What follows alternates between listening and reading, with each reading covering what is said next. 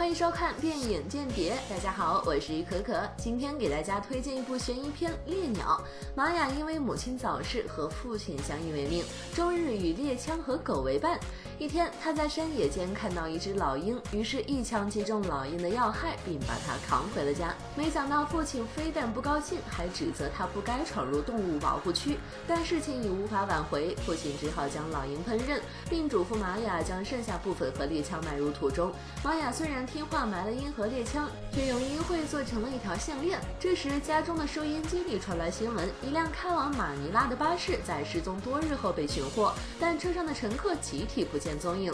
年轻警察多明戈刚入警局，为人刚正有原则。他和一名老警官调查巴士失踪案时，听说巴士曾经更改路线，经过一帮非法伐木团伙的地盘。老警官抓住一个伐木小头目，施以暴力进行恐吓，逼他说出了巴士的下落。而等到多明戈两人找到巴士时，却发现车上空无一人，没有打斗痕迹，仿佛所有人原地蒸发了一般。更奇怪的是，两人回警局后立刻被局长叫到办公室，要求他们调查别的案子，那就是老鹰猎杀案。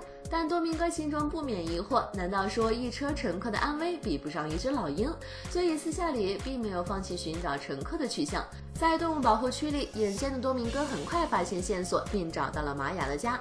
一看到玛雅脖子上的鹰喙项链，他瞬间起疑，并要求父亲第二天去警局接受调查。而回程的路上，多明戈又发现有人把那辆失踪的巴士拖走，他立即上前喝止，谁知对方拿出了一份议员签署的文件，说是奉命将车子送去报废。老警官意识到这事儿背后水太深，提醒多明戈别多管闲事儿，但多明戈不听劝阻，执意逼问出了拖车目的地。原来那10几个农民为了保住合法土地去状告地主，结果被人弄死在路上。但刚查出些眉目，多明戈家门口就被人恶意纵火，并接到恐吓电话，下次被烧的就是他妻女的尸体。多明戈吓出一身冷汗，坐在客厅里久久不敢入睡。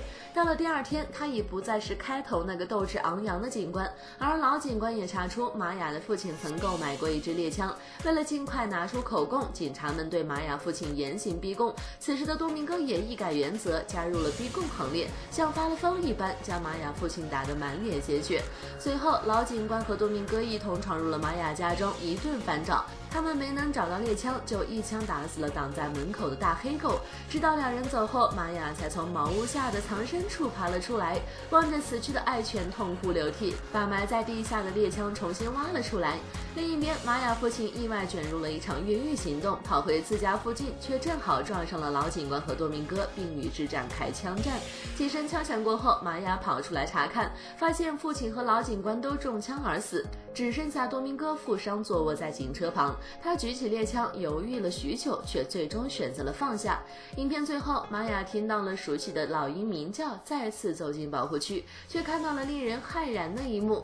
原来那10几个消失的农民都被灭口并弃尸于此，这就解释了为什么一只老鹰比一车人命更重要。因为警方害怕偷入保护区的猎鹰者会看到他们的犯罪证据。尽管影片没有交代玛雅的结局，但导演在最后的镜头里以自由翱翔的老鹰隐喻了他的蜕变。毕竟越是在黑暗残酷的现实里，越要坚韧不屈地奋斗下去，因为只有这样我们才能浴火重生。好了，今天的故事就说到这儿，喜欢我们的视频就收藏转发点个赞吧，么么哒。